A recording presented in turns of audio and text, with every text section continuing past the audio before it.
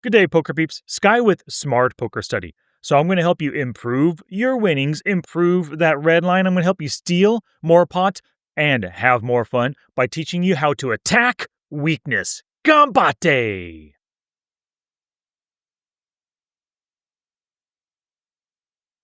Follow me. To help you take notes with today's episode, go to the show notes page, smartpokerstudy.com/pod538. Well, you've heard me say a billion times on the podcast, aggression wins in poker. Aggression is great because when you're the one betting and raising, you get to steal pots. You also get value from your best hands. And one of the cool things, especially when it comes to stealing pots, is you keep them guessing. Sometimes on the flop, you bet 1/3 pot, sometimes half pot, sometimes 3/4 pot. But if your opponents keep folding to that flop or even the turn barrel or the river triple barrel, they're not going to know what you're making these various plays with various sizes with. They become fearful of your aggression and they end up just folding a lot more. And you steal even more pots, they get tired of it, they fight back at the wrong time, then you get maximum value. Now it's time for some examples of attacking weakness. Now, you want to attack weakness, especially when you have blockers to them having a really good hand. Here's a common scenario right here. The MP player open raises just to 2. He's a loose aggressive player. Cutoff folds. Button 3 bets, but he only makes it 4 big blinds. He's a loose aggressive player too. What's he making it just 4 big blinds with? It's his weakness. It's a crap hand, guaranteed. Small blind folds. Action is on me with king 6 suited. Now, the king is a really good blocker. My opponents have less ace-king, pocket kings, and even king-queen, which players can defend against re-raises with in position. So I read weakness out of both of these lags betting so small, I just go big. I go up to 18 big blinds as a cold 4-bet bluff, and they both fold. And having that king, it helps to make it so their range have less defending hands versus my re-raise. Now, you also want to attack weakness when you have drawing equity. You have a hand like 10-8 suited on the button, the cutoff opens, you elect to just call. Let's see a flop against this turn-honest player. He c-bets flop 2 out of 2, 0 out of 1 on the turn. We have a plan for stealing post-flop. Small blind folds, big blind loose passive fish decides to call. Remember, we got the 10-8, 2 diamonds. Flop comes 5-9-5 with 2 diamonds. We've got the flush draw, 1 overcard, backdoor straight draw as well. This big blind fish checks, and then the loose aggressive open raiser c-bets half pot. We still have our plan in place of betting the turn because we're in position once he checks on the turn. So we decide to call with our flush draw, and the big blind calls as well. Well, it's a pretty nice big growing pot, 19.4 big blinds on the turn. The turn comes a 6 of spades, making the board 9-6-5-5. Still with 2 diamonds, we got our flush draw, but we did pick up a gut shot. The big blind comes out, whoa, firing 1/6 pot, 3 into 19.4. The fishy player does this, feels like a really weak blocking bet, right? And then the loose aggressive open raiser just calls 3 big blinds. Feels like he just wants to see a magic card on the turn. Screw that, we are attacking both of these weak players. We 4x it to 12 big blinds, and they both fold and award us the pot. You also want to attack weakness when you have position, maybe with a tight image, and also it's always helpful with a plan to continue the attack later on a future street. So for example, everybody folds, you are in the big blind, the small blind, tight aggressive player, open raises, you've got the Jack 10 offsuit. You think to yourself, well, I could call right now, but this is a tight aggressive player. They open their open raising range in the small blind. He's wide here, probably 25-30% range. We got a Jack 10. We block pocket jacks, pocket 10s, ace 10, ace jack, common 3-bet defense hands. They aren't the best blockers in the world, but let's give it a shot right here. This guy has not faced a 3-bet yet, but we're in position. We also have a tight image. We've only played 7% of hands over 27 hands. He is absolutely going to believe this 3-bet, so we make it 9. But just in case he calls, so far versus c-bets on the flop, he's already folded 1 out of 1. We're going to try to make it 2 out of 2. We have that plan to attack on any flop. But luckily, he just folds, and we take down a 3 big blind bet, utilizing our position, our tight image, and we still have that plan to attack later.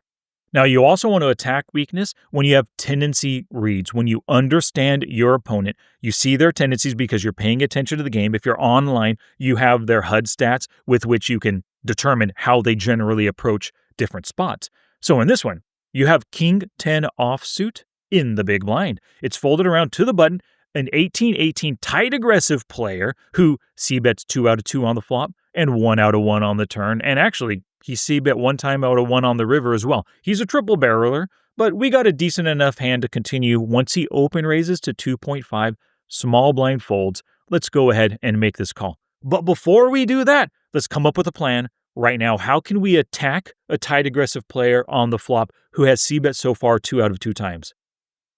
Well, the easiest way to attack them is to check raise them, especially maybe on a hard-to-hit board.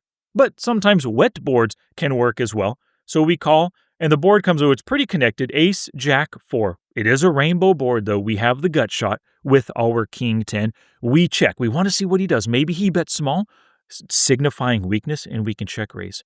He does. He bets 1.8 into 5.5. We sense weakness. We have a gut shot. Think about this. He's a tight aggressive player facing another tight aggressive, semi-loose aggressive player. If he hit a strong ace, he's not going to bet small and let me continue cheaply with my King 10. I could just call for my gut shot draw. What if I have a weird 3-5 right here for a gut shot on the ace 4 flop? No way, he's betting bigger with his strong hands. I see weakness. I check raise it to 7, and drat, he calls. That's okay. We still have equity. I bet you a king would give me a strong second pair hand, and a queen obviously gives me the nut straight. And that's what we see on the turn, a queen. Making the board ace, queen, jack, 4 with 2 clubs, we turned our nut straight. But I do something because I sense weakness.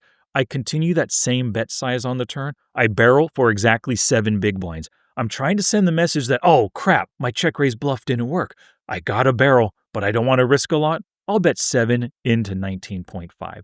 But it didn't work. I wanted him to raise right there. He just called, so we go to the river, 33.5 big blind pot. The river comes a deuce of clubs, putting 3 clubs out there. The final board, ace, queen, jack, 4, deuce. Now I try once again, a desperate attempt to get him to bluff raise me. I bet just 9 into 33.5. He's a tight aggressive player. I read weakness in his tiny size on the flop. He should be able to read weakness not in my check raise, obviously, that is strength, but in my turn, small barrel, my river, small barrel as well. I'm hoping he reads weakness and can come over the top, but alas, he just folds.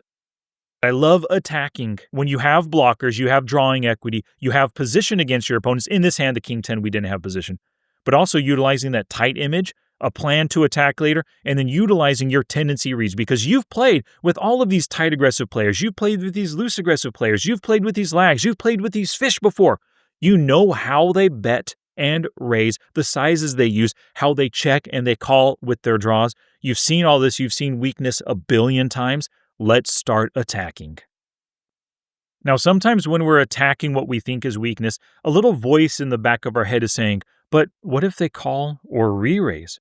Here's the thing. You are attacking them because you read them for weakness. You made the attack, whether it's a bet or a raise, because you believe they can find the fold.